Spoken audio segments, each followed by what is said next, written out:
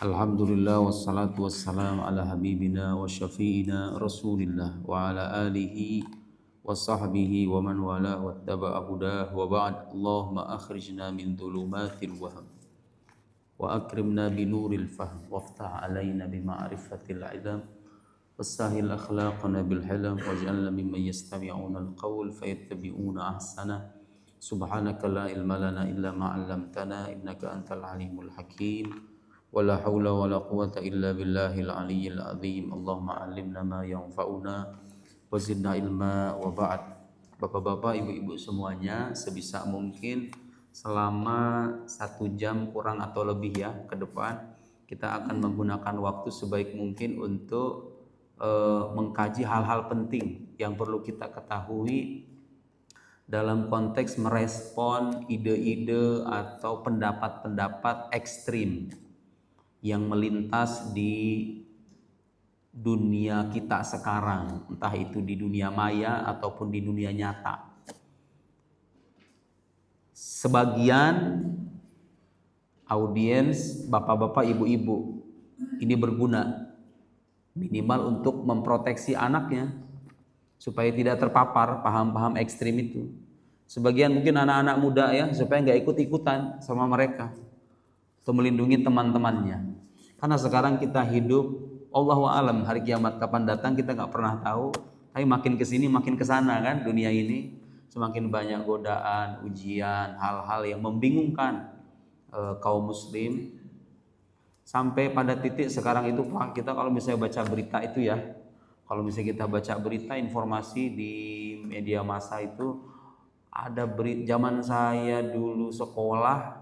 Kalau ada pemberitaan korupsi itu ya orang korupsi beneran gitu loh.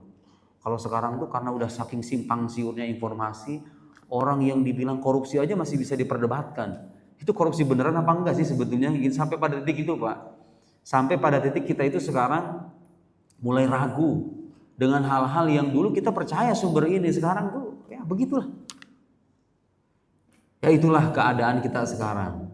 Apalagi dunia media sosial, segala hal itu bisa di framing, bisa ditampilkan secara tidak jujur, dan yang mengakses itu ya kita sendiri, yang menjadi korban ya kita sendiri, termakan oleh ini. Kayaknya baterainya habis. Oh ya, pakai mic ini ya. Oke, siap. Gimana nih Pak? Habis. Tes. Jadi kita tes. Nah udah, kita termakan oleh provokasi, berita bohong, dan seringkali apa dampak seriusnya Bapak Ibu sekalian? Dampak seriusnya hidup kita itu habis terkuras konsentrasi kita itu untuk mengomentari, memikirkan sesuatu yang sebetulnya nggak perlu kita pikirin gitu loh. Karena kita sudah terlanjur terhanyut dalam kabar-kabar atau opini-opini yang berkembang di sekeliling kita. Mending kalau benar gitu loh. Tapi kalau bohong kan kita jadi korbannya. Nah itu dampak seriusnya. Mungkin kita bisa ngoreksi ke dalam diri kita sendiri. Berapa jam yang kita sisihkan untuk merespon, memikirkan, merenungkan informasi-informasi beredar itu. Ternyata nggak ada apa-apanya gitu loh. Nggak ada dampak serius maksudnya bagi kehidupan kita. Karena itu ini dan seterusnya saya akan berusaha memberikan cuplikan-cuplikan sekaligus bagaimana caranya merespon, membantah pikiran-pikiran atau opini-opini yang ekstrim itu. Supaya apa? Supaya pertama-tama itu sebagai bentuk kepedulian kita terhadap diri kita. Jangan sampai kita menjadi bagian dari golongan yang memang menyebarkan fitnah akhir zaman. Yang kedua, melindungi saudara kita, anak cucu keturunan kita, supaya nggak ikut-ikutan mereka yang nggak jelas itu. Nah supaya kenal apa aja sih Ustadz pikiran-pikiran mereka itu, ciri-cirinya seperti apa, bagaimana cara membantahnya, itu akan kita ulas selama beberapa episode ke depan. Jadi secara khusus saya akan menggunakan kesempatan di masjid ini untuk membahas isu-isu semacam itu. Hal-hal yang harus kita ketahui supaya mengoreksi pemahaman kita tentang sejumlah hal dalam agama. Ada satu hadis Bapak Ibu sekalian, Nabi Shallallahu Alaihi Wasallam mengabarkan dalam hadisnya sahih, saya khruju qaumun fi akhir zaman, akan datang akan keluar suatu kaum di akhir zaman. Ini beliau ngomongnya 14 abad yang lalu, tapi tanda-tandanya bisa kita saksikan. Minimal sekarang udah kita saksikan.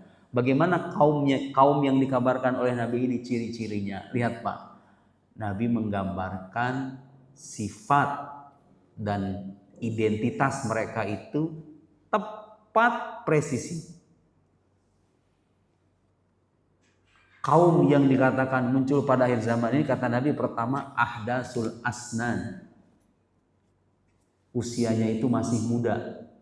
Anak-anak muda, anak-anak remaja. Banyak kan sekarang anak-anak muda terpapar oleh paham-paham ekstrim kan?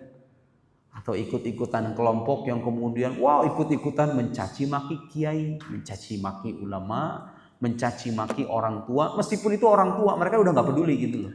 Karena udah terhasut oleh berita, oleh opini, oleh pendapat-pendapat yang menyimpang. Anak-anak muda.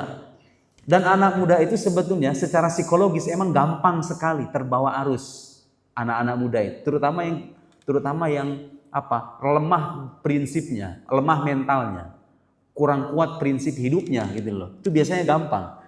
Makanya masjid itu harusnya idealnya bukan hanya tempat bagi orang-orang yang memikirkan alam kubur yang 50 tahun ke atas. Harusnya itu anak-anak muda dan mesti dihidupkan dengan kajian keilmuan yang bisa mencerahkan pikiran mereka. Karena kata Nabi, kaum yang akan datang pada akhir zaman ini ciri pertamanya usianya itu muda-muda, ahdasul asnan.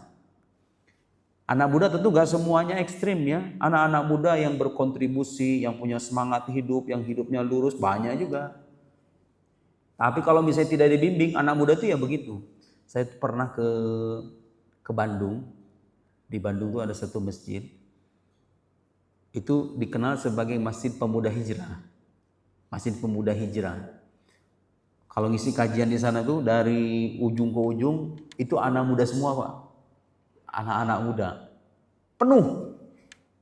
Yang perempuan, yang laki-laki, perempuan di belakang, di atas laki-laki. Itu saya tengok kanan, tengok kiri, depan, semuanya itu anak-anak muda. Bapak-bapaknya itu kayaknya 20% kayaknya nggak nyampe. Anak-anak muda.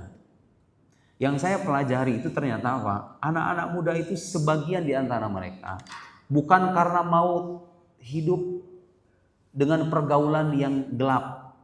Mereka itu kayak tercebur karena nggak ada yang ngebimbing. Nggak ada yang ngarahin, nggak ada yang membimbing, nggak punya wadah, bahasanya begitu. Nyeburlah ke sana. Sebetulnya kalau ada orang yang mau mewadahi mereka, mewadahi kreativitas mereka, menjawab pertanyaan dan kegelisahan mereka, mereka itu mau sebetulnya ternyata mau ke masjid. Dan yang unik Pak itu di masjid itu, saya ngisi itu beberapa kali. Pertama kali saya ngisi 3 jam. Kan itu 3 jam itu gak ada satupun yang saya lihat tuh ngantuk tuh gak ada. Luar biasa itu. Anak-anak muda duduknya itu gak beranjak, gak berubah sila aja dari awal sampai akhir. Saya aja yang ceramah gak kerasa gitu loh, kok udah 3 jam aja. Mereka sendiri itu tanya jawab dengan penuh semangat. Anak-anak muda, kalau kita arahkan itu bisa. Cuma anak-anak muda itu emang kadang-kadang punya kecenderungan mereka itu ingin didengar. Kalau mau masjid itu aktif oleh anak-anak muda, kalau saya boleh saran, ajak tuh mereka diskusi, tanya mereka maunya apa. Mereka itu lebih suka dihargai pendapatnya, bener gak deh? Ya kan? Iya. Dan ketika mereka punya kreativitas, ditampung gitu, didukung. Semangat tuh bisa anak-anak muda ini. Kita kembali ke hadis ini. Anak-anak muda yang usianya masih muda. Tapi gak cuma itu. Digambarkan di penggalan setelahnya sufahaul ahlam. Akalnya pendek. Kalau bahasa sekarang itu sumbu pendek. Sumbu pendek. Akal cara berpikirnya dangkal maksudnya. Usianya masih muda, cara berpikirnya dangkal.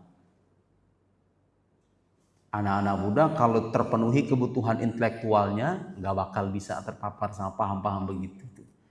Biasanya itu emang orang-orang berpikiran dangkal Pak, yang terpengaruh sama paham-paham ekstrim itu. Satu dia punya semangat kan, kalau anak muda mah punya semangat. Nah semangat yang menggelora ini kalau diimbangi dengan ilmu yang matang, bagus. Lahirlah kreativitas. Oh masjid-masjid yang penuh dengan kegiatan-kegiatan positif. Kalau anak-anak muda yang megang itu kan begitu. Tapi kalau semangat menggebu-gebu ini gak diimbangi dengan ilmu yang matang, akhirnya apa? Nah, muncullah golongan ini.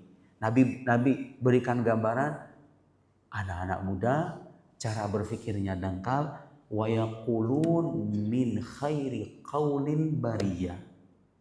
Mereka ini baca Quran.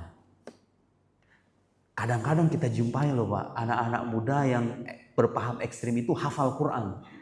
Nabi menggambarkan mereka ini baca Quran. Yaqulun min khairi qaulil bariyah. Mereka berucap dengan sebaik-baiknya ucapan. Itu Al-Quran maksudnya. Min khairi qaulil bariyah. Kemudian disebutkan setelah itu la yujawizu imanuhum hanajirahum. Iman mereka itu gak melewati kerongkongannya. Hafal Quran, baca Quran. Kalau ngaji rajin dia, ngaji rajin. Tapi imannya, hasil bacaannya itu cuma sampai kerongkongan, gak bisa lewat kerongkongan. Itu sebetulnya ungkapan untuk melukiskan bahwa dia gak dapat manfaat dari bacaannya. Hafal Quran kalau disuruh berdalil wa man lam yahkum bima anzalallahu faula. Dia kalau disuruh mengkafir-kafirkan orang paling semangat ngutip ayat Quran, ngutip hadis. Itu Nabi menggambarkan iman mereka, hasil bacaan mereka itu gak melewati kerongkongannya. Kita kalau makan Pak, kalau makan sampai kerongkongan itu rasanya gimana? Itu kan tandanya apa? Tandanya gak memberikan efek kan? Gak bisa bikin kenyang kan? Kalau makan cuma sampai sini, yang ada mengganggu itu kan?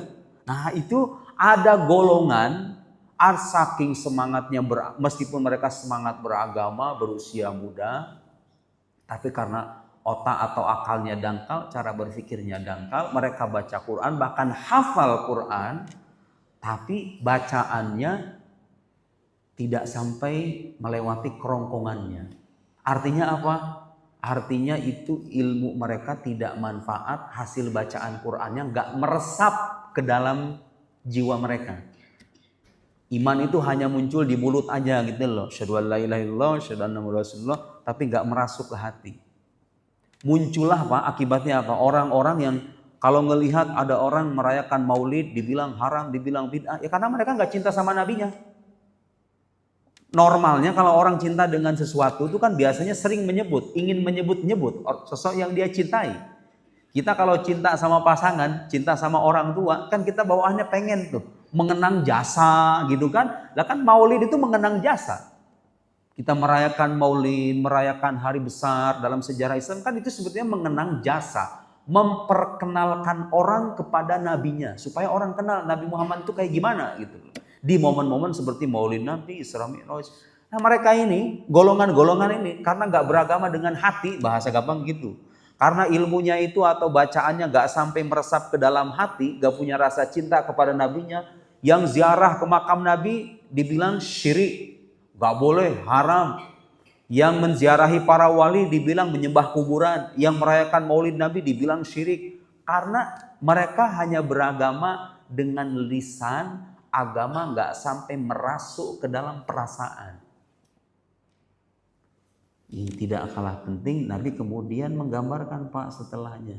Setelah digambarkan iman mereka itu gak melewati kerongkongannya, artinya iman mereka itu gak meresap ke dalam hatinya, agama terasa kering kan bagi dia kan. Nabi kemudian mengatakan yamruquna minad-din kama yamruqus sahmu minar ramiyah. Mereka keluar dari agama seperti halnya busur yang keluar dari apa? Kalau panah itu apa Pak namanya? Sangkar atau apa ya istilahnya? Sangkarnya, busur yang keluar dari sangkarnya. Artinya mereka jauh dari tuntunan agama. Mereka ngira dengan mencaci maki, menghardik, memprovokasi kaum muslim, dibilang ini bid'ah, ini sesat, ini. Mereka ngira itu dengan cara begitu mereka memperjuangkan agama Allah, padahal mereka menjauh dari agama Allah. Subhanallah. Nabi menggambarkan, ada nggak Pak orang kayak gini ya sekarang? Lihat YouTube, lihat Instagram, lihat itu. Orang-orang yang kerjaannya memprovokasi, memecah belah, buat kerusuhan, memfitnah, menghardik, mencela ulamanya, kiainya, sosok-sosok yang dihormati oleh kaum muslim, orang soleh bahkan. Lihat aja di YouTube itu. Anak-anak muda kan? Anak muda cara berpikirnya dangkal, baca Quran, Masya Allah, ngutip Qurannya kadang-kadang masih baca Quran. Tapi bacaannya nggak melewati kerongkongannya, nggak meresap ke dalam hatinya. Mereka keluar dari agama. Sebagaimana keluarnya busur, panah dari sangkarnya. Nauzubillah. Itu gambaran golongan-golongan ekstrim, pembawa paham-paham ekstrim di akhir zaman itu. Mungkin udah masuk pelan-pelan kan? Kita nggak tahu hari kiamat kapan datang. Ini pelan-pelan kan indikator-indikator udah ada. Ada hadis lain bunyinya begini, Bang. Ini hadis-hadis begini tidak bermaksud menakut-nakuti, tapi justru disampaikan supaya kita waspada. Jangan mudah tertipu maksudnya. Jangan karena orang ini fasih baca Quran, hafal Quran, dengan otomatis dia paham Islam. Enggak, Bu. Enggak, Pak. Belum tentu orang hafal Quran itu paham Islam, belum tentu. Memahami Quran, menghafal Al-Quran itu adalah langkah penting untuk memahami ajaran Islam. Tapi menghafal saja ternyata tidak cukup. Karena dalam kenyataan sejarahnya pernah ada muncul kaum Khawarij namanya. Nanti kita akan bahas sedikit. Jadi ceritanya paham-paham ekstrim itu kalau dilihat ke sejarah masa lalunya itu muncul dari golongan namanya golongan Khawarij, Pak. Nah, kalau golongan Khawarij ini sedikit saya berikan gambar, mereka ini rajin ibadah. Jadi jangan heran ya kalau melihat ada orang hafal Quran, jenggot panjang, pakai celana cingkrang, sholatnya rajin. Kalau subuh paling depan gitu loh. Kemana-mana bawa tasbih. Jangan heran kalau kemudian selesai sholat dia bilang ini sesat, ya ini kafir, yang benar dia doang. Terus omongannya kadang-kadang suka memfitnah, gampang gitu loh merendahkan orang. Gak usah heran. Emang digambarkan sama Nabi kayak begitu. Golongan-golongan ini. Ada kan ya? Ada. Jangan ikut-ikutan. Jangan tertipu. Jangan tertipu dengan tampilan, dengan apa yang mereka ucapkan. Dan ucapan itu manis-manis. Golongan-golongan ekstrim ini ucapannya manis sekali. Kita kembali kepada Al-Quran dan Sunnah sesuai dengan pemahaman salafus soleh. Yang tertipu siapa? Yang tertipu orang-orang yang gak ngerti. Disangkanya beneran ini. Makanya Pak, kenapa sebagian korban, dua tanda kutip, dari golongan-golongan ekstrim ini biasanya orang-orang yang baru hijrah. Karena sebetulnya orang yang baru hijrah itu secara psikologis mereka pengen nyari Islam yang benar-benar otentik kan. Islam yang benar-benar ori gitu loh. Nah mereka ini jargonnya kayak gitu kan. Ini Islam yang asli nih. Gak ada mazhab-mazhaban ini mah. Langsung ke Quran, langsung ke Sunnah. Ya tertariklah orang-orang itu. Jadi brandingnya tuh begitu. Kembali ke Quran, kembali ke Sunnah. Berdalil dengan Quran dan hadis. Akhirnya tertipulah mereka. Karena mungkin tidak punya bekal wawasan yang cukup. Terpaparlah paham-paham seperti itu. Tiba-tiba siangnya mencaci maki sesama muslim. Meskipun di malam hari dia melaksanakan ibadah. Tidak heran. Karena pada akhirnya kita jadi belajar Bapak Ibu sekalian. Ternyata beragama itu yang terpenting bukan hanya ritual dan ibadah. Tapi yang lebih penting dari itu semua adalah membekali terus menerus diri kita dengan pengetahuan. Karena itu yang menjadi asas yang bisa melindungi kita dari paham-paham yang menyimpang itu. Di hadis yang lain Nabi menggambarkan, disebutkan dalam hadis badiru bil a'mal fitanan qatita'il lailil mudlim. Bergegaslah kalian melakukan amal soleh sebelum datang fitnah. Nabi gambarkan fitnah akhir zaman itu seperti halnya kegelapan malam. Malam yang gelap. Itu kalau misalnya malam gelap, kita kalau misalnya berada di ruangan yang gelap, bingung kan? Harus megang apa, harus kemana kan gitu ya? Kalau ruangannya kecil segini sih nggak bingung-bingung amat. Tapi kalau ruangan besar, gelap gulita, hitam pekat, kita bingung kan? Itu zaman kayak kita kayak gitu Pak. Kita bingung nih, ini Ustadz yang mana sih yang bener? Yang ini bilang begini, yang ini bilang begini. Bingung saya, mana yang harus saya pegang? Bener nggak? Ngalami nggak itu? Itu. Nabi menggambarkan fitnah akhir zaman itu seperti halnya malam gelap gulita. Malam yang gelap gulita. Di mana orang itu bingung. Gak tahu lagi mana yang benar, mana yang salah. Informasi tiap pagi kita buka handphone aja, berita bohong tuh udah bisa diakses dengan mudah. Gak tahu nih mana yang sebetulnya yang benar ini. Ini kiainya beda pendapat, ustadznya juga saling berantem, ya kan? Anak muda pada bingung tuh, ustadz yang mana yang harus saya ikutin? Bener gak? Tapi ada nasihatnya nanti. Tapi itu saya ingin bilang bahwa Nabi itu sebetulnya tahu keadaan umatnya. Bahkan sudah memprediksi dan kayak memantau, memonitoring itu loh, dengan rohnya ya, keadaan umatnya seperti apa. Qaqit'il mudlim. Yusbihu rajulu mu'minan wa yumsik kafiran. Saking membingungkannya masa itu, kata Nabi, orang itu bisa di pagi hari beriman, sorenya udah kafir. Mungkin Anda terheran-heran ya, kok bisa Ustaz? Gimana ceritanya itu? Orang di pagi hari mukmin tapi sorenya kafir. Sebetulnya Pak, boleh jadi orang itu nggak kafir dengan ucapan. Ngomong saya kafir sih enggak gitu loh. Tapi apa? Tapi secara tidak sadar. Karena sudah saking merebaknya paham-paham menyimpang itu, dia terima paham itu, masuk ke dalam otaknya, dia serap, dia yakini. Ngomong sih enggak, tapi dia meyakini kekufuran itu. Akhirnya apa? Pagi-pagi dia sholat subuh. Tapi karena akses informasinya paham-paham aneh yang menyesatkan, masuk ke dalam dadanya, dia yakini kesesatan itu, kufur dia. Nauzubillah. Zaman sekarang kayak gitu kan? Coba aja di TikTok itu. Kan saya update media sosial. Anak-anak muda yang ateis, yang udah gak percaya Tuhan, gak percaya agama.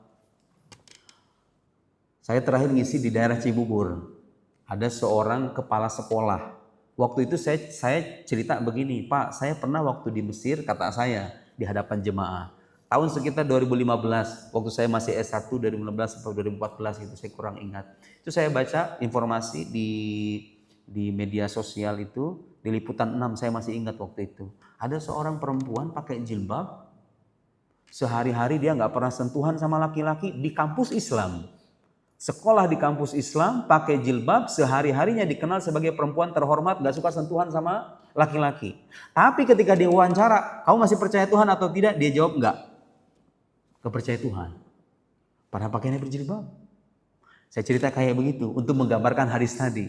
Bagaimana orang di pagi hari beriman, sorenya udah kafir itu. Karena nggak punya ilmu, nggak punya dasar, nggak tahu akidah yang benar tuh kayak gimana, nggak belajar dia. Apalagi zaman sekarang, di mana godaan hal-hal serba instan itu gampang didapat gitu loh. Nah saya ngomong kayak gitu, selesai ceramah bapak-bapak ini ngomong kepala sekolah di satu sekolah itu tadi yang Ustadz omongin itu benar, itu kejadian di sekolah saya. Udah banyak anak-anak muda yang sekarang tuh udah mulai ragu, ngapain katanya kita sholat, ngapain beragama. Melintas di kepala dia, kemudian dijadikan bahan renungan dan sebagainya, berujunglah pada keraguan merasuk ke dalam jiwa, berakhirlah dengan kekufuran. Terjadi kan itu? Gara-gara apa? Gara-gara fitnah akhir zaman, di mana pemikiran-pemikiran dan ide-ide yang menyesatkan itu bertebar luas. Dan sekarang bisa kita saksikan secara nyata. Nah, makanya dijaga. Jangan sampai kita ini, selama ini kita sholat ibadah, kan boleh jadi Pak, ada orang sholat cuman ikut-ikutan doang gitu loh. Tetangganya sholat ya dia sholat. Atasannya, bosnya sholat, nah ya masa dia sebagai karyawan kagak sholat, kan malu juga. Bisa jadi ada orang ibadah memang dasarnya bukan ilmu. Sampai sekarang tuh masih ada orang-orang yang nanya, ngapain kita sholat sih sebetulnya? Buat apa kita sholat? Padahal itu pertanyaan paling dasar. Itu pertanyaan dasar harusnya udah selesai. Waktu kita akil balik harusnya kita udah tahu gitu. Tapi saking zaman ini dihiasi dengan katakanlah kebodohan gitu, kira-kira hal-hal dasar aja orang masih nanya gitu. Emang Tuhan tuh beneran ada ya katanya? Masih ada nanya kayak gitu. Emang Tuhan tuh beneran ada ya? Emang kenapa kita meyakini sementara kita itu nggak bisa ngelihat gitu? Itu pertanyaannya kan pertanyaan dangkal, gampang banget dijawab. Tapi orang zaman sekarang tuh dengan pertanyaan gitu doang langsung goyah imannya. Wa yumsi mu'minan wa yusbihu kafiran. Di sore hari dia beriman, paginya kafir. Paginya beriman, sorenya kafir. Ada yang sorenya beriman, paginya kafir. Saking apanya itu? Saking sudah merebaknya fitnah atau kesesatan itu terakses secara luas. Dan itu terjadi sekarang. Yang tidak kalah menarik, saya tertegun aja baca hadis ini, ngelihat kenyataan dunia sekarang gitu ya. Yabi'u ahaduhum dinahu bi'aradin minad dunya. Kata Nabi, setelah penggalan hadis tadi, Nabi menyebutkan salah seorang di antara mereka menjual agamanya dengan kepentingan duniawi, sedikit keuntungan duniawi. Menjual agamanya demi kepentingan dan keuntungan duniawi. Ada kan Pak orang demi AdSense YouTube yang gak seberapa supaya viral doang, dia sampai mencaci maki ulamanya, sampai menyebarkan paham-paham sesat, ada kan? Tuh Nabi ngasih gambaran tuh. Di akhir zaman tuh orang kayak gitu, menjual agamanya yang sebetulnya sangat mahal bagi hidupnya dengan keuntungan duniawi yang kecil. Karena orang nggak sadar betapa mahalnya agama gitu ya, sehingga dia menjual. Saya kenapa begitu meyakinkan membacakan hadis ini, karena saya nyaksiin betul Pak kalau di medsos itu ngelihat sabda Nabi kayak gitu, ih bener ya orang zaman sekarang itu gampang banget ngejual agamanya dengan kepentingan dan keuntungan duniawi gitu doang gitu loh. Padahal itu kan nanti ditinggalin. Pas dia ketemu mungkar nakir kan nggak bakal ditanya, yang ditanya itu agamanya gitu loh. Nah sayangnya adalah kita atau sebagian di antara kita kadang-kadang melupakan itu. Bahwa kalau kelak kita memasuki alam barzakh, masuk alam akhirat, yang pertama kali ditanya oleh Allah melalui malaikat itu ya pertanyaan seputar agama itu. Karena itu harus kita jaga dari paham-paham yang menyimpang. Saya berusaha sebisa mungkin ke depan dan seterusnya apa saja. Mungkin ada anak-anak muda di sini yang senang dengan berdiskusi, tanya jawab begitu ya. Paham-paham ekstrim. Paham ekstrim ini bentuknya banyak Pak. Gak cuma kelompok Wahabi, gak cuma kelompok Syiah, banyak. Ada paham-paham ekstrim yang dia itu, kalau kelompok Salafi Wahabi itu kan cenderung literal ya. Baca Quran, baca hadis itu cenderung harfiah. Ada juga golongan-golongan ekstrim yang dia cenderung liberal. Yang seolah-olah ingin lepas dari teks suci kan gitu. Macam-macam. Dan mungkin kita akan bahas, ini episode bisa panjang ya. Episode bisa panjang tapi akan kita ulas satu persatu insya Allah. Baik, kita akan mulai dari satu pertanyaan Pak. Kenapa dan apa sebabnya yang menjadikan orang itu bisa berpikiran ekstrim itu? Yang udah pasti pertama-tama adalah lingkungan. Apa yang kita akses, apa yang kita baca, apa yang kita simak, itu sedikit banyak memberikan pengaruh. Bahkan tidak kecil pengaruhnya terhadap isi pikiran kita, mental kita, cara berpikir kita, bahkan keimanan kita, kepribadian kita bahkan dipengaruhi dengan lingkungan itu. Cuma lingkungan sekarang maknanya luas kan, handphone, gadget itu ya bagian dari lingkungan itu. Karena itu kalau mau menjaga diri dari fitnah akhir zaman, hal-hal yang menyimpang, jauhkan kita dari agama, batasi akses media sosial ke sumber-sumber yang gak jelas itu. Kalau ngelihat orang ini gak jelas keahliannya, apalagi dia masih muda, kerjaannya suka nyalah-nyalahin orang, tinggalin. Anggap aja itu hiburan dunia gitu loh. Emang dunia kalau nggak ada orang kayak gitu nggak seru juga Pak soalnya. Ibarat kamar mandi itu semewah apapun kalau nggak ada klosetnya nggak sempurna kan? Kloset itu harus ada gitu loh. Paham maksud saya ya? Kloset itu harus ada. Ya orang-orang begitu memang harus ada. Ya cuman jangan sampai kita jadi bagian dari mereka. Kok Ustaz nyamahin manusia dengan kloset? Enggak, saya nggak nyamahin manusia dengan kloset. Cuma ngasih analogi doang. Bahwa memang itu udah jadi sunnah kehidupan yang begituan pasti ada aja. Sampai hari kiamat. Sampai muncul Dajjal itu akan terus-menerus ada golongan-golongan semacam itu. Yang gak tahu diri itu. Ada memang, mau gimana lagi. Sunnah kehidupan. Ada kekufuran, ada keimanan, ada keadilan, ada kezaliman. Begitu. Ada yang lurus ya pasti ada yang bengkok. Sunnah kehidupan. Tinggal kita pilih mau jadi bagian yang mana. Mau jadi bagian dari orang-orang yang dijadikan ujian bagi manusia yang lain, atau kita memberikan nikmat bagi manusia yang lain. Itu pilihan kita. Pertama lingkungan. Yang kedua pemahaman. Pemahaman ini lahir dari guru, dari sumber. Orang-orang yang terjebak dalam paham-paham ekstrim itu pasti gurunya salah. Pasti itu. Kok bisa gitu? Ya kalau gurunya benar, secara keilmuan dia matang, berguru sama orang yang tepat, gurunya berguru sama guru yang tepat, sampai sanad keilmuannya kepada generasi ulama terdahulu, sampai ke Nabi SAW, mustahil dia menyimpang. Kalau keilmuannya bisa dipertanggungjawabkan. Tapi orang yang belajar agama melalui majalah, melalui artikel, melalui Google, sebenarnya nggak salah banget belajar agama lewat Google itu, tergantung sumbernya. Karena Google juga kan sumber macam-macam. Ada yang benar, jangan sampai beragama dengan Google itu citranya negatif terus gitu, nggak juga. Beragama lewat Google kalau sumbernya tepat, yang disimaknya ulama beneran ya bagus lah. Yang repot itu kalau orang belajar dari tanpa verifikasi, asal comot gitu aja gitulah, itu yang repot belajar Google semacam itu. Jadi orang-orang yang terpapar paham-paham ekstrim itu dipastikan itu gurunya salah. Dia berguru lewat buku doang. Buku kan gak bisa ngomong Pak. Terus buku itu kadang-kadang potensial disalahpahami. Nggak ngerti dia menafsirkan sendiri kan? Kayak gitu. Di belajar agama ini saya masih ingat permisalan guru saya. Itu mirip-mirip katanya kayak belajar ilmu kedokteran. Saya kira Bapak dan saya bisa sepakat. Nggak ada cerita orang jadi dokter dengan cara baca buku kedokteran doang. Nggak pernah ada kan? Anda mau nggak sakit, datang ke dokter, kemudian dokternya bilang, saya nggak pernah kuliah di fakultas kedokteran Pak. Saya cuma modal baca buku kedokteran doang, jurnal-jurnal kedokteran doang, otodidak gitu loh. Ada yang mau berobat sama dokter kayak gitu? Nauzubillah, mati besoknya juga. Belajar agama juga gitu. Karena memang ilmu-ilmu keagamaan itu ilmu-ilmu yang memang diwariskan dulunya secara syafahian dari lisan ke lisan. Gak bisa lewat buku doang. Soalnya kadang-kadang bahasa Arab itu bahasa yang multitafsir Pak, cenderung multitafsir. Kalau istilah Arab itu hamalul auju. Dia itu gampang dimaknai secara berbeda bahasa Arab itu. Makanya Bapak kalau lihat kitab suci umat manusia, kitab suci yang tafsirannya paling banyak itu bisa saya jamin itu cuma Al-Quran doang, iya kan? Coba aja, tanya sama umat agama lain, berapa jumlah penafsiran kitab suci kamu? Terus dilihat jumlah penafsiran kitab sucinya umat muslim. Karena bahasa Arab itu memang berpotensi ditafsirkan beraneka ragam. Kalau orang belajar cuma dengan mengakses mandiri doang, menafsirkan itu rawan terjerumus ke dalam kesesatan dan kesalahpahaman. Jadi guru itu penting diperhatikan.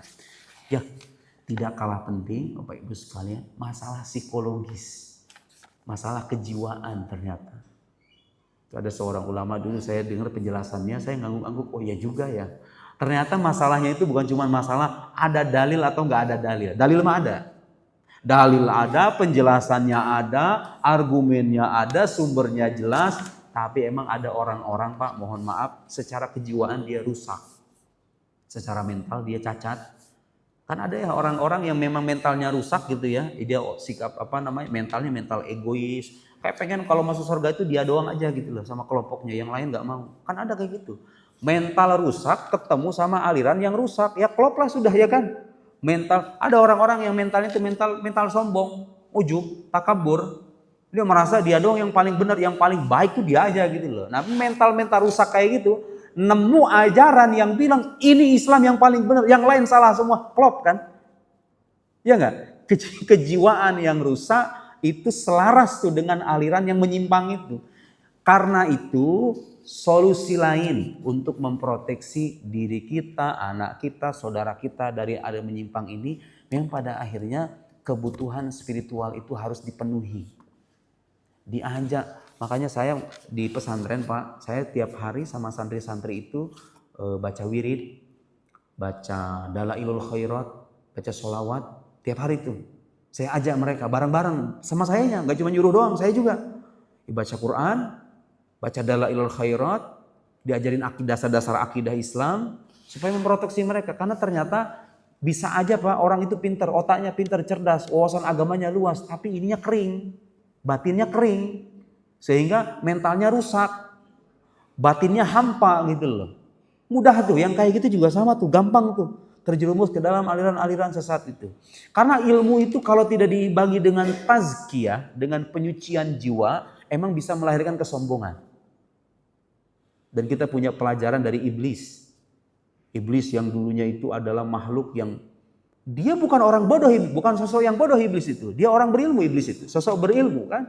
Dia mengenal Tuhannya, tapi gak manfaat ilmunya.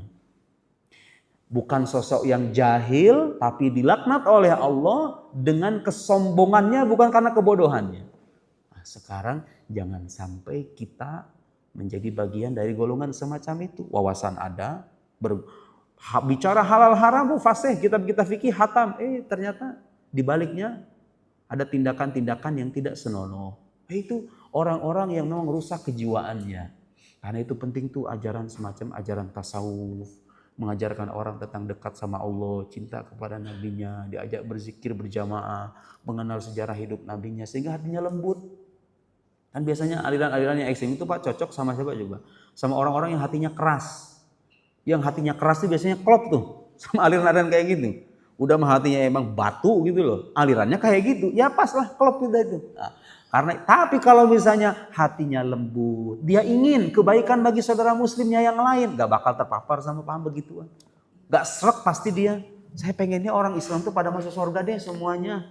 Bahkan itu ada seorang ulama di Turki itu, Badi'uz Zaman Said Nursi. Said Nursi yang punya Al-Maktubat, Al-Lama'at, yang punya Rasailun Nur. Itu saya pernah baca salah satu bukunya. Beliau tuh sampai bilang begini, saya rela, kata Said Nursi, saya rela menjadi bagian dari jembatan neraka jahanam. Asalkan apa? Asalkan orang-orang Islam pengikut Nabi Muhammad itu selamat semuanya. Sampai ngomong kayak, Bapak rela nggak Pak? Di jembatan neraka jahanam. Orang Islam selamat semuanya gitu lah. Berani ngomong kayak gitu nggak? Apakah berani? Termasuk saya. Maksud saya ada orang yang level keimanannya kayak gitu tuh. Saking apanya? Saking dia punya rasa kepedulian dan empati mendalam kepada sesama saudara seimannya. Saya bilang gitu, Said Nursi bilang kayak gitu. Itu contoh hati yang sudah bening tuh kayak gitu. Hati-hati yang keruh ini, yang keras-keras, yang batu ini, kadang-kadang emang susah. Dia pengennya surga itu buat dia doang sama kelompoknya. Jadi di antara solusi lainnya adalah memperhalus, memperlembut, memenuhi lah intinya kebutuhan-kebutuhan jiwa kita dengan berzikir, bersolawat, hubbus sholihin, mencintai orang-orang soleh. Ajari tuh ibu, bapak, anak-anak kita cinta sama orang soleh. Jangan diajari main handphone doang gitu loh. Diajak ziarah ke makam para aulia, ziarah wali songo kayak kemana ke, yang hidup ataupun yang sudah meninggal. Karena para wali Allah itu mereka hidup di alamnya masing-masing meskipun mereka di alam barzakh. Itu yang diajari sama guru-guru kita. Alhamdulillah saya dapat guru-guru yang ngajarinya kayak gitu. Jadi ketika nemu kalau datang ke luar kota, pasti yang saya tanya tuh gitu Pak. Datang ke Palu, turun dari bandara dalam keadaan badan capek gitu. Ada yang cerita sama saya, Ustadz tahu nggak? Dulu orang yang pertama kali bawa Islam ke Palu itu namanya Habib Idrus ya. Habib yang jadi nama bandara itu. Langsung saya otomatis, di mana makamnya? Langsung ziarah. Karena kita cinta sama orang-orang soleh yang sudah wafat maupun yang masih hidup, apalagi yang masih hidup. Itu penting untuk memproteksi keimanan kita supaya tidak terhanyut dalam pikiran yang menyimpang. Gak kerasa udah Isya. Azan dulu kan? Azan dulu ya, apa ya? 2 menit lagi. Oh, tadi ada dengar suara azan saya. Jadi itu salah satu sebab. Karena itu tidak ada cara lain yang lebih manjur untuk memproteksi diri kita dan lingkungan kita dari paham-paham ekstrim kecuali membekali kita dengan ilmu yang memang valid, yang memang sahih, berasal dari sumber yang terpercaya, dari lisan orang yang belajar dengan rekam jejak yang jelas, dari ulama yang ahlinya yang lebih paham, dan jangan mudah tertipu dengan jargon-jargon yang terlihat manis tapi isinya racun itu. Bilang kembali kepada Quran dan Sunnah seolah dia paling otentik, paling ori gitu kan, KW semua isinya itu. Nah, jangan sampai. Nah, saya akan mengulas Bapak Ibu sekalian, ulasan ini saya bawa kitab judulnya Al-Mutasyaddidun. Artinya Al-Mutasyaddidun itu orang-orang yang beraliran ekstrim, yang berpaham ekstrim ya. Manhajuhum wa munaqashat ahammi qadayahum. Metode mereka dan bantahan atau diskusi persoalan-persoalan penting yang mereka sampaikan. Jadi ini buku tipis. Tapi meskipun tipis bisa dikaji berepisode-episode dan tema-temanya cocok karena banyak diomongin sama orang Indonesia. Banyak diomongin sama orang Indonesia dan banyak disalahpahami oleh orang Indonesia. Supaya selesai ngaji kita dapat wawasan yang baru dan bisa mengoreksi yang salah, kita perlu mengkaji tema-tema semacam ini ya.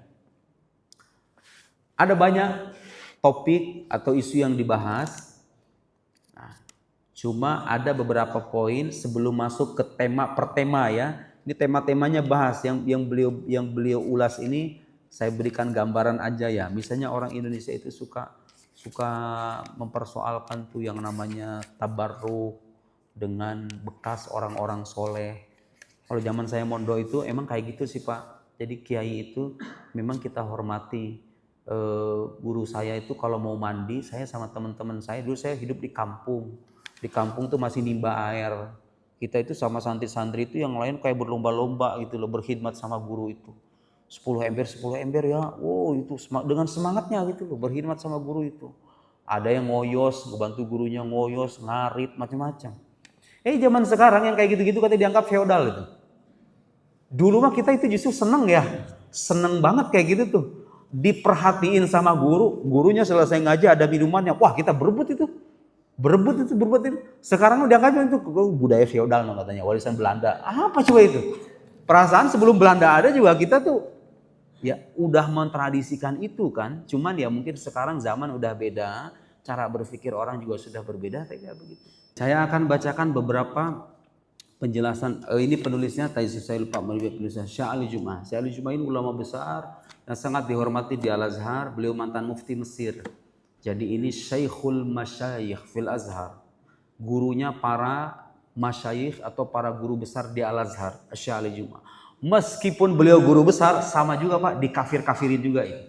Syekh Ali Jum'ah itu enggak dikafir-kafirin, dibilang Syekhus Sultan, penjilat penguasa, sama. Kayaknya tuh nasib ulama tuh dari zaman ke zaman kayak gitu sih. Pasti tuh dimusuhi sama orang-orang gak jelas itu. Sekelas Grand Syekh Al Azhar, kurang prestisius apa itu jabatan. Grand Syekh Al Azhar, pimpinan tertinggi Al Azhar. Sama juga saya lihat di YouTube itu disilang-silang juga gambarnya tuh. Disilang-silang juga dibilang Syekhud Dol Mudil, sesat menyesatkan. Oleh siapa? Oleh orang-orang yang kalau kita baca di YouTube nggak ada biografinya, di Wikipedia nggak ada, karyanya juga nggak ada, sekolahnya di mana nggak jelas, bilang Syekhul Azhar sesat, Syekh Ali Jum'ah sesat. Saya masih ingat waktu di Madinah itu, saya pernah waktu umroh ke Masjid Nabawi, selesai umroh gitu ke Masjid Nabawi, di Masjid Nabawi itu subuh saya sholat, saya bawa kitab Dalailul Khairat, kitab sholawat kan, itu wiridnya guru-guru kita di Al Azhar, bawa kitab Dalailul Khairat sama burdahnya Imam Busiri. Selesai sholat subuh, sholat sunnah, syuruk 2 rakaat, datang bapak-bapak jenggotnya panjang banget. Waktu saya selesai sholat baca wirid, dia ngeliatin dari depan, dia bikin halakoh, kan di Madinah ada halakoh gitu ya, halakoh tuh 5 orang, 6 orang gitu. Isi bapak-bapak ini ngisi halakoh di depan, persis depan saya cuekin aja ya, saya baca wirid, dia ngisi pengajian sama teman-temannya, jenggotnya panjang banget. Selesai saya baca wirid, selesai sholat, assalamualaikum, langsung nyamperin. Minaina anta ya akhi? Minal Azhar. Dari Al Azhar. Dari mana kamu? Dari Al Azhar. Indonesia? Naam, Indonesia. Saya orang Indonesia. Man masyayikhu fil Azhar? Siapa guru-guru kamu di Al Azhar? Ya saya sebutin aja nama-nama guru saya. Asy-Syaikh Yusri Jabar, wa Asy-Syaikh Fulan, wa Syekh Yusri Jabar, wa tilmidhi Syekh Ali Jum'ah. Aidan ana astami ila muhadarat Habib Ali Jifri, saya bilang saya suka menyimak ceramahnya Habib Ali Jifri, Syekh Ali Jum'ah, Syekh Yusri Jabar wa ghairuhum minal asatizah wa masyayikhil kibar fil Azhar. Walhamdulillah. Dia dengar nama-nama itu tuh. Nama-nama itu terkenal di YouTube. Dia bilang Ali Jum'ah, Ali Jifri, Syekh Dal Mudil, Ali Jum'ah, Habib Ali Jifri di samping masjid Nabi, di samping makam Nabi, nyesatin dan menghina orang gitu loh maksud saya. Mau saya bilang tenang, kamu gak malu itu ngomong kayak gitu di samping Rasulullah itu. Dia dengan penuh semangatnya menyesatkan orang yang keilmuannya diakui di level dunia bahkan. Menyesatkan. Terus sambil bilang begini, Allahumma qad balagh, Allahumma fashhad, Allahumma qad balagh, Allahumma fashhad. Ya Allah, aku sudah menyampaikan kebenaran, tolong saksikan itu. Merasa paling benar, Pak. Merasa paling benar sambil nyesatin ulama-ulama itu. Itu contoh. Di Masjid Nabawi saya pemandangan pertama yang saya lihat itu orang kayak gitu. Itu real. Makanya guru saya katanya kalau ke sana itu karena beliau udah terkenal gitu di YouTube, di dunia Arab itu, kalau datang ke sana tuh langsung sholat aja, Allahu Akbar. Kalau sholat kan nggak ada yang berani ganggu. Tapi kalau misalnya diam baca wiridan suka ada aja yang nyamperin, kan gitu kira-kira. Tapi itu orang-orang kayak gitu, ngerasa paling bener. Itu kan penyakit jiwa sebetulnya, penyakit jiwa, penyakit mental gitu loh. Mental-mental pongah, mental-mental sombong itu kan mental-mental yang rusak sebetulnya. Itu sambil mendaftar nama-nama ulama yang dia sesatkan, dia dibilang kafir, sesat, kafir, itu emang nyata Pak. Ada orang-orang semacam itu. Nah, yang tadi digambarin sama Rasulullah itu. Nah, Syekh Ali Jum'ah sebelum kita masuk ke tema-tema itu, beliau ngasih gambaran-gambaran supaya kita kenal. Ciri-ciri mereka itu kayak gimana sebetulnya, kelompok-kelompok ekstrim itu. Ada banyak penjelasannya, saya akan cuplikan beberapa aja yang bikin kita ngeh, oh ternyata iya ya, mereka kayak gitu. Satu, mereka ini kata Syekh Ali Jum'ah itu golongan-golongan yang suka sekali Suka sekali membahas persoalan-persoalan lama dibahas di era sekarang yang udah nggak relevan lagi. Kayak ingin obsesi dan impian mereka itu ingin mengcopy paste zaman Nabi Muhammad ke zaman kita gitu loh. Kayak gitu kan? Makanya mereka itu memerangi semua hal baru. Yang baru bid'ah semuanya sesat semuanya ke neraka kan begitu. Karena mereka punya obsesi mengcopy paste kehidupan atau zaman Nabi Muhammad di zaman kita sekarang, dan mereka mengira itulah cara mengikuti salafus soleh, padahal nggak begitu. Yang diikuti dari Nabi Muhammad, para sahabat, generasi salafus soleh itu bukan corak kehidupannya, bukan zamannya yang dikembalikan ke kita, tapi nilai-nilai, prinsipnya, cara mereka memahami Qur'annya, cara mereka beragama, hal-hal yang sifatnya prinsipil gitu loh. Bukan soal mereka nggak pakai ini, kita juga nggak boleh pakai. Mereka nggak melakukan ini, otomatis kita juga nggak boleh melakukan. Bukan itu. Karena hal-hal baru itu, nanti mungkin akan kita bahas di bab tersendiri ya. Hal-hal baru atau yang disebut bid'ah itu, ya tidak semuanya terlarang. Tidak semuanya sesat, tidak semuanya terlarang. Toh faktanya banyak sekali hal-hal baru dan kita mengakui itu. Quran yang kita pegang sekarang kan hal baru, di zaman Nabi nggak ada gitu loh. Nggak mungkin kan semua hal baru kita tolak. Nah, sementara mereka punya obsesi pokoknya yang baru-baru itu semuanya menyimpang, sesat, dan semua yang sesat ada di neraka. Ya, karena mereka punya obsesi itu. Kayak pengen mengembalikan masa lalu ke zaman sekarang sementara zaman udah berkembang. Karena itu Pak, kalau kita membaca ijtihad para ulama kontemporer itu, kitab-kitab fikih itu berkembang. Dari yang klasik kemudian ke modern, kita pikir modern tuh udah mulai ngebahas tuh tema-tema yang dulu zaman Nabi nggak ada kan pembahasan soal saham misalnya di zaman Nabi, soal trading, nggak ada kan pembahasan soal bunga bank di zaman Nabi. Riba ya ada riba itu di Quran bin nas dengan nas Al-Quran, tapi bunga bank riba atau bukan, ulama itu beda pendapat, beda ijtihad karena mereka punya gambaran beda-beda. Itu transaksi di bank itu benar riba apa enggak sih? Itu ijtihad mereka, beda-beda penafsiran, beda-beda pemahaman. Ya terserah kita ikut yang mana, asalkan kita tahu. Tapi ada golongan-golongan, pokoknya gak mau tahu. Pokoknya kalau menurut dia dan kelompoknya haram, ya haram, titik. Saya suka pakai parfum alkohol itu. Cukup mengoleksi banyak parfum di rumah gitu ya. Masih ada tuh Pak, orang-orang yang bilang kalau parfum alkohol itu gak boleh dipakai. Padahal berdasarkan penjelasan ahli parfum sendiri, alkohol yang dipakai di parfum bukan alkohol yang dipakai buat minum. Meskipun ada yang namanya etanol, apa istilahnya itu. Tapi itu bukan barang yang memang digunakan untuk konsumsi homer gitu loh. Itu alkohol khusus yang memang untuk pelarut sehingga wanginya itu bisa bertahan lama kan gitu. Beda cerita, kecuali kalau parfumnya diminum. Parfumnya diminum mabok ya haram. Gak usah nunggu dia homer atau bukan, bikin mabok ya haram gitu loh. Ya kalau cuman parfum sebagai pelarut doang apa masalahnya gitu. Itu bukan homer yang, bahkan homer yang dibilang najis itu Pak, ulama sendiri beda pendapat. Najisnya itu najis maknawi atau najis hissi. Kan ada ayat di Quran, ya ayyuhalladzina amanu innamal khamru wal maisir wal ansab wal azlam rijsum min amali syaitan fajtanibuhu la'allakum tuflihun. Wahai orang-orang beriman, sesungguhnya innamal khamr wal maisir, khamar, judi, wal ansab, wal azlam, rijs. Ada sebagai ulama memahami najis dalam arti najis hissi. Memang beneran najis. Khamr tuh kalau misalnya keciprat ke baju itu najis. Sama kayak tai kucing gitu harus dibasuh. Ada ulama lain, dari ulama-ulama besar seperti Imam Muzani misalnya dan imam fikih yang lain. Mereka mengatakan khamr najis bukan najis hissi tapi najis maknawi. Najis maknawi itu artinya apa? Soalnya begini, disebut di ayat itu khamr disanding dengan judi. Judi ada yang bilang Pak kalau orang main judi, main kartu judi misalnya, kartunya najis apa enggak? Tapi perbuatannya najis kan? Artinya tercela gitu loh. Nah ada ulama yang memahami kayak gitu. Khamr itu najis tapi najisnya bersifat maknawi, bukan najis dalam arti najis hissi yang kalau nempel di baju harus dibasuh. Itu beda pendapat ulama. Mana yang benar? Selama masalah fikih itu masalah yang bersifat dhonni istilahnya. Artinya kebenarannya itu sifatnya sangkaan. Kadang-kadang semuanya benar. Kadang-kadang menyentuh tangan perempuan. Bagi mazhab Syafi'i, walau bi mujarradil lamas, sekalipun menyentuh gini dong, Noel doang batal. Tapi ada mazhab lain mengatakan nggak batal kecuali dengan syahwat. Kadang-kadang saya sendiri nggak sering kalau lagi kepepet gitu loh, lagi kepepet mau wudu ribet lagi, udahlah ikuti aja. Boleh-boleh aja. Yang nggak boleh itu ngambil yang gampang-gampang dijadiin kebiasaan. Nemu yang gampang diambil ini, comot ini, metal fit nggak boleh. Semuanya pendapat Islam. Apalagi Pak kalau kita hidupnya di Eropa, di Barat itu.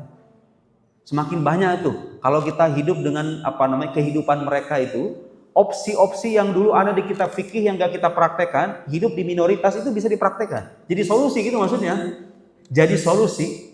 Di kita jarang kan kita menjamak sholat dalam keadaan normal kan. Tapi orang-orang yang hidup di Eropa itu, mereka yang kalau misalnya maghribnya jam 10, isanya jam 12, berat itu. Apalagi mereka pekerja-pekerja. Ada juga pekerja-pekerja yang memang dia itu agak susah tuh untuk melaksanakan sholat sesuai dengan waktunya. Akhirnya mereka terpaksa menjamak. Ada solusi di fikih Islam. Ternyata jamak itu nggak cuma untuk safar doang. Nah, itu contoh perbedaan ulama Nabi Muhammad itu. Umat Nabi Muhammad itu adalah rahmat. Supaya apa? Supaya kita punya banyak opsi. Oh ada yang bilang boleh. Oh ada yang bilang ini ditolerir. Yang lain mengatakan haram. Yang ini boleh. Selama tidak berniat mengentengkan, menggampangkan, nyari-nyari yang mudah doang, diamalkan dalam keadaan memang kita perlu, gak ada masalah. Itu pendapat Islam, sama-sama benar gitu loh. Akhirnya apa Pak? Semakin orang punya keluasan wawasan, semakin dia akan terbuka dengan perbedaan pandangan. Paling dia bilang, oh ada yang bilang gitu ya. Oh ada yang bilang begini, oh ada yang bilang begini. Dan dia bisa menerima itu. Selama apa? Selama perbedaan ini ada dasarnya. Ada kaidah keilmuannya dan yang menyampaikan adalah para ahlinya. Lain cerita dengan perbedaan pendapat netizen. Lain cerita dengan perbedaan pendapat kita sebagai orang awam. Beda cerita itu. Perbedaan pendapat ulama adalah rahmat. Perbedaan pendapat kita orang awam itu melahirkan mafsadat. Ya kan? Melahirkan kerusakan. Cukup Pak. Lanjut. Baru saya satu poin. Lanjut Pak. Merequest mereka saya. Yang kedua, mereka ini golongan ekstrim. Saya dari tadi belum menyebut ya, kecuali 1-2 kali itu. Tapi Bapak udah tahu kan golongan siapa yang dimaksud, udah tahu kan? Gak usah saya sebut secara jelas ya. Ciri-cirinya. Nah ini saya bacain ya. Ini akhlak mereka. Kata Syekh Ali Jum'ah, bukan kata saya, jadi saya cuma ngutip doang. Enak kan kalau ngutip itu kita bisa cuci tangan gitu. Bukan saya yang ngomong, ulama yang ngomong gitu. Nah ini. Jadi saya tandai halaman 14 nih akhlak mereka.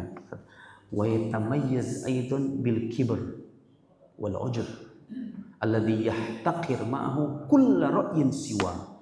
Ciri golongan ekstrim itu dia punya akhlak sombong, ujub, mencela pendapat yang berbeda dengan pendapat dirinya dan kelompoknya. Pokoknya kalau beda dengan dia dan syekhnya, dengan ustadznya, dengan panutannya, pokoknya sesat, menyimpang, bahkan dipandang rendah, dihina gitu. Nyaksiin kan yang kayak gitu-gitu ya. Kalau misalnya ustadz dia dibangga-banggain, kalau ustadz kelompok lain dicaci maki habis. Nah itu ciri orang kayak gitu. Fa inna dhanni qad tahawwal indahu ila qat'i. Akhlak mereka yang selanjutnya apa? Ada persoalan yang sebetulnya membuka perbedaan pendapat. Ulama tuh bisa beda pendapat. Sama mereka dijadiin satu pendapat aja. Pokoknya ini doang yang paling benar, yang lain salah semua. Yang bersifat dhanni dalam arti masih bersifat sangkaan, mereka pastikan kebenarannya. Sementara yang bersifat pasti, yang merekatkan kita semua mereka lupakan. Akhlak mereka kayak gitu tuh. Kalau ada masalah-masalah khilafiyah, seolah-olah cuma ada satu pendapat doang gitu. Kan harusnya nggak begitu Pak. Harusnya kalau memang ini masalah menimbulkan perbedaan pendapat, ya kita sampaikan aja kepada orang. Ulama beda pendapat, selesai. Yang ini bisa benar, yang mana juga benar. Udah selesai, kan begitu. Kalau mereka enggak. Cuman kalau ulama mereka yang bilang, berfatwa, hanya ini yang benar, yang lain salah semua. Itu bentuk egoisme yang lahir dari kerusakan mental, kerusakan jiwa sebetulnya. Orang normal sebetulnya nggak srek sama pandangan kayak gitu. Karena kita pengen justru sebagai umat Rasulullah itu kita mendapatkan keselamatan semuanya. Nah itu satu. Wa mahallun nazar tahawwal indahu ila daruril. Pendapat-pendapat yang masih didiskusikan, yang masih debatable, ada dalilnya, ini bilang begini, ini bilang begini, bagi dia itu tidak bisa didiskusikan lagi. Jadi dibalik-balik maksudnya. Golongan ini suka membolak-balik fakta. Ayat-ayat, nah yang tidak kalah penting Pak, ini ciri golongan-golongan ekstrim. Ayat yang turun merespon orang kafir, orang musyrik, diberlakukan kepada orang muslim yang beda pendapat dengan mereka. Itu terjadi. Contoh, saya beri contoh ya. Saya beri contoh. Kalau kita bahas soal tawassul, orang muslim yang bertawassul, di antara dalil yang suka mereka jadikan itu apa? Perkataan orang-orang musyrik di Quran yang bunyinya itu mana abuduhum illa liyuqarribuna ilallahi zulfa. Kami tidak menyembah patung-patung itu kecuali sebagai jalan untuk mendekatkan diri kepada Allah. Itu ayat merespon keyakinan orang musyrik yang menyembah berhala. Diberlakukan kepada orang muslim yang bertawassul dengan orang-orang soleh. Jadi ayat yang berlaku bagi orang kafir, mereka semakan kepada kaum muslim. Emang kerjaannya begitu. Kerjaannya mengkafir-kafirkan, menyalah-nyalahkan kaum muslim seolah-olah hanya dia yang paling benar.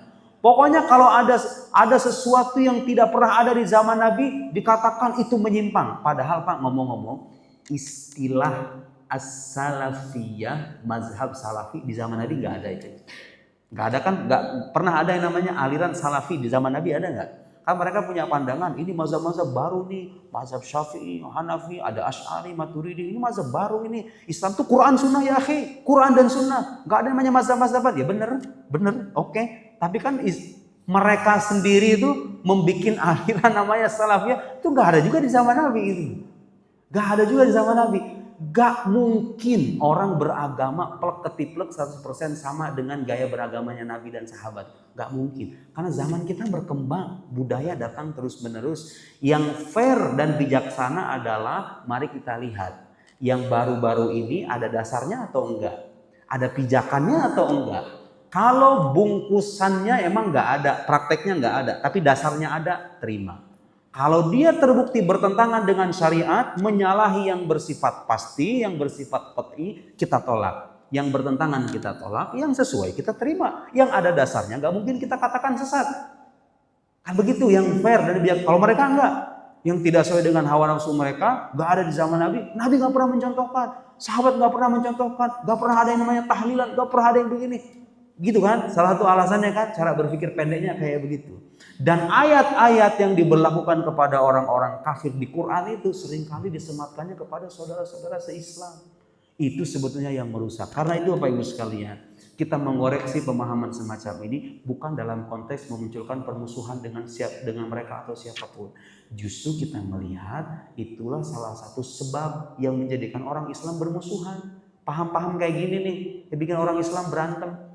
Kita ini sering dibuat berantem gara-gara paham-paham kayak gini. Makanya harus kita luruskan supaya apa? Supaya terbangun kesadaran bahwa kita ini satu umat, beda-beda mazhab, beda pikiran, beda pendapat, beda metodologi keilmuan. Tapi Quran kita sama, Nabi kita sama, kiblat kita sama, Tuhan kita sama. Yang menyamakan kita lebih banyak ketimbang yang membedakan. Karena itu yang perlu digelorakan adalah semangat persatuan, bukan semangat memecah belah. Apalagi dengan mengatasnamakan Quran dan Sunnah.